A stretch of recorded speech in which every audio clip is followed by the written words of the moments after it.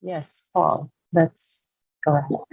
I have a general question for the group partners, and that is, there have been severe learning losses because of the pandemic, and I'd be very interested to know what specific steps your individual organizations have done to compensate and to recover from the global trauma we've experienced from the pandemic. That's a very good question.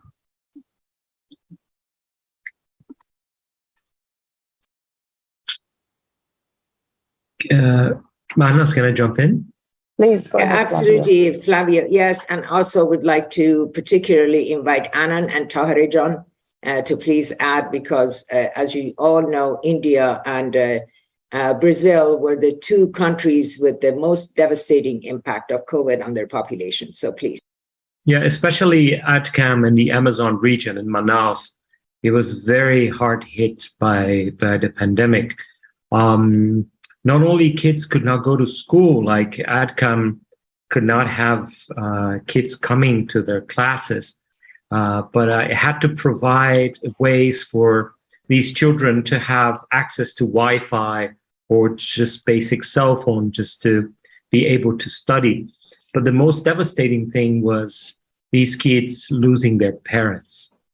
We had stories that were super sad, like we did a short film, it's a 16-minute piece on this little girl who was 3 years old at the time, who lost her mother during the pandemic. And I remember when we traveled there to shoot this piece, it was very, very hard to actually get to talk to the children. And I want to bring this up, not to make you sad in any way, I know, but I wanted to say that how MONA's contribution, how MONA Foundation's support during this time allowed the school to go on. If it wasn't for MONA Foundation during the period of pandemic, this 30-year-old project would have shut down. So I don't know if all the contributors are still here, but these children who went through these, this very difficult period, they had the support they needed. We interviewed the father of this little girl. Her name is Valentina, and he very specifically told us to the camera. We recorded this. He said, if it wasn't for the support of the school, I would have taken my own life.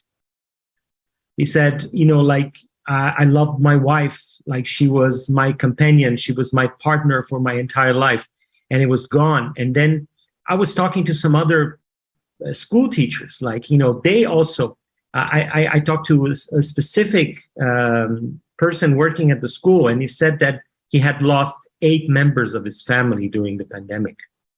So MONA's contribution specifically, I'm not saying that before it wasn't as important, it's not going to be as important in the future, but during this tsunami that hit the Amazon region, MONA Foundation's contributions were key. And I think that we bounced back. The school has bounced back. The school is stronger than ever in the Amazon. It's like, it's like one of those light poles, I don't know how you say it in English, but it's one of those lights that you have by the water that guide the ships. It's one of the poorest areas of Manaus. It's one of the most violent areas of Manaus, but every single parent points out to the school and says, we know they're doing good. We know where they come from. We know they have been there for 30 years, and we know how they treated us during the pandemic. If we needed food, we would get food from them. If we needed help for the children, we would get help from them. So I don't want to extend myself. I just want to thank everybody and say how blessed we are. Thanks, Manaus. Thanks for the board. Thanks, Parisa John. Thanks to Rain, and to all the friends. You are amazing. We're so blessed to be part of this family, this world family. I saw that Sierra Leone, Mongolia, and everything else. Like, I just wish we could hug each and every one of you. Thank you. Thank you very much. Flavio, just a quick personal comment. I have been in Manaus procuring Guaraná, and also visiting where Jenny Lind danced the polka in the wonderful opera house. Your story is just deeply inspiring, and I congratulate you and Mona for all of this. You guys are great. Thank you.